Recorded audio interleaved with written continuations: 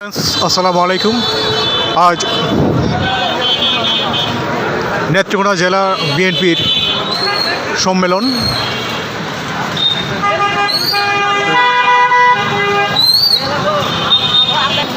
এই সম্মেলনকে কেন্দ্র করে এই জনসমাগম, সর্বত্রই মানুষ, জনতার ভিড়। বাংলাদেশের একটি অন্যতম দল, বাংলাদেশ জাতীয়তাবাদী দল বিএনপির জেলাভিত্তিক সম্মেলন। এখানে সভাপতি, সেক্রেটারি এবং দল নেতৃত্ব কারা দিবেন সেটা এখানে এই নির্বাচনের মাধ্যমে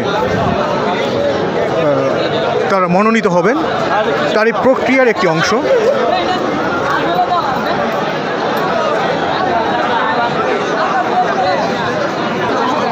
দীর্ঘ প্রায় 16 বছর পর এই ধরনের এই জনসমাগম, বিশেষ করে বিএনপির পক্ষ থেকে।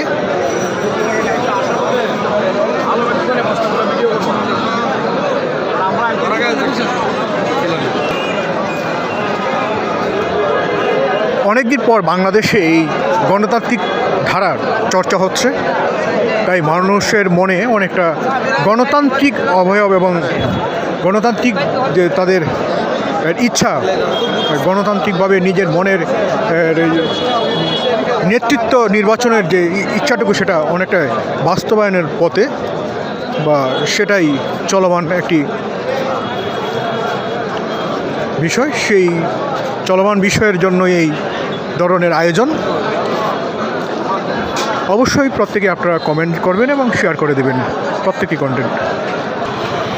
1971 সালের যে বাংলাদেশ পেয়েছিল, কিন্তু 2024 সালের 5ই আগস্টে যে নতুন গণতান্ত্রিক ধারাকে ফিরিয়ে আনার জন্য ছাত্র জনতা যেভাবে নির্বিচারে গুলির মুখে নিজের জীবনকে বিলিয়ে দিয়ে তারা একটি গণতান্ত্রিক ধারার শুভ সূচনা করতে চাচ্ছে, সেটারই একটি ধারাবাহিকতা, তারই একটি কার্যক্রম চলমান রয়েছে।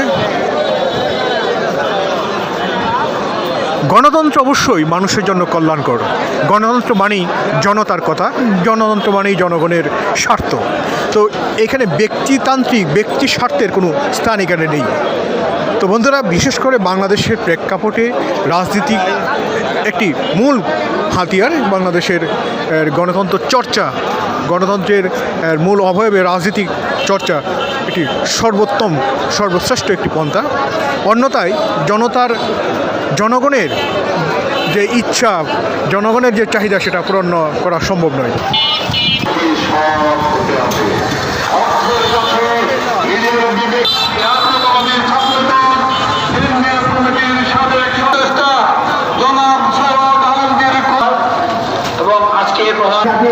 আমি আর বিশেষ কথা বলবো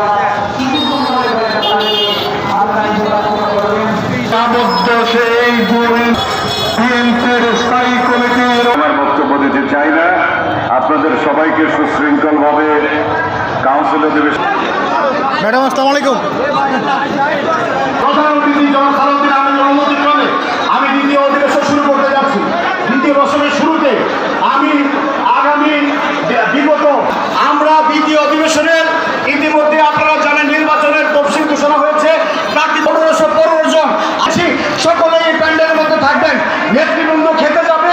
আমরা কিছুক্ষণের মধ্যেই ভোট গ্রহণের সময় নির্বাচন কমিশনের সাথে কথা বলে আপনার সাথে ঘোষণা দেবো। সবাই ধৈর্য ধরে বসবেন। সবাইকে ধন্যবাদ। আসসালামু আলাইকুম। তুমি দিবস দিয়ে প্রবেশ করা যাবে না। প্রার্থীরাও আপনাদেরকে নিয়ন্ত্রণ বলে দিচ্ছে। আধা ঘন্টা পরে ভোট গ্রহণ শুরু হবে। ধন্যবাদ সবাইকে। আসসালামু আলাইকুম। আমার একটা বিনীত অনুরোধ কাউন্সিলর ভাইদের প্রতি।